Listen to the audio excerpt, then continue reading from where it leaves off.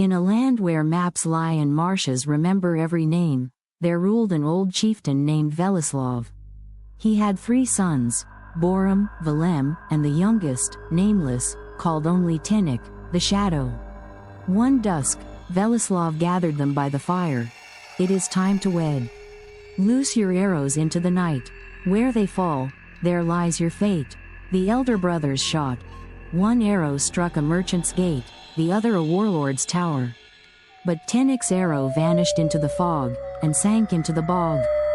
For 2 days he wandered the mire, until a voice rose from the water.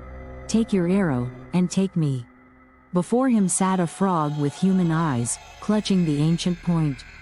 They'll mock me, he whispered, but the bog won't, she replied, and it hungers more than men. He wrapped her in a black shawl and carried her home. At dawn, the chieftain demanded, let your wives bake bread. The brothers' brides kneaded dough, but it came out dead. One charred, the other oozing slime. Tinnik returned to his hut and slept. That night, the frog shed her skin, and became a maiden with a moonlit face and fingers of root. She baked bread from dew, ash, and memory. On its crust, cities that never were.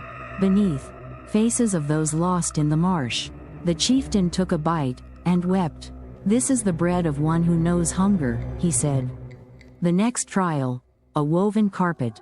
The brides stitched rags. Tinnik slept again, and the frog wove a tapestry of shadows, each thread alive. Birds screamed, beasts growled, rivers flowed. When the chieftain touched it, he felt a heartbeat beneath the weave. So he commanded, bring your wives to the feast. The brothers arrived with brides in gold and pearls. Tinnik came alone. Where's your croaker? They jeered. Bring her in a jar. Then the earth trembled. From the bog rolled a black carriage on bone wheels, drawn by 3 eyeless horses. Then the earth trembled. From the bog rolled a black carriage on bone wheels, drawn by 3 eyeless horses.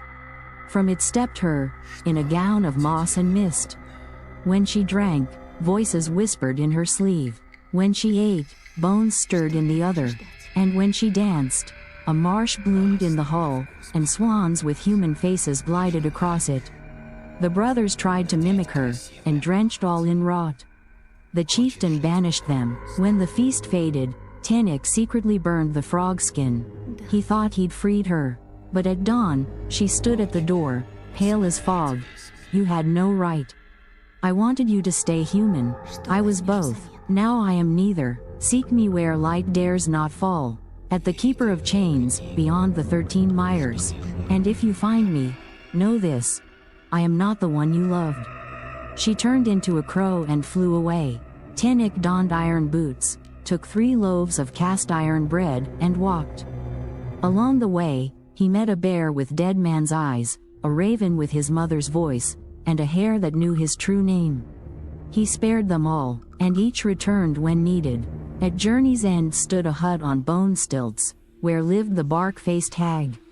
His death lies in a needle, she said, but the needle's in an egg, the egg in a bird, the bird in a beast, the beast in a chest, the chest atop an oak growing on the spine of a dead god. Tinnik reached it. The bear uprooted the oak. The hare tore the beast apart. The raven killed the bird. The egg fell into a black lake. From the depths rose a pike, with human teeth, and brought it back. Tinnik snapped the needle. The world shuddered, and the keeper of chains turned to dust. In his halls, Tinnik found her. She stood by the window, gazing into the bog. You came, she said, without joy. But now you, too, are part of the chain. He nodded. He knew. They returned, but in their home, the candle never goes out. And at night, from the marsh, comes the whisper. Kavake vie, who will you be?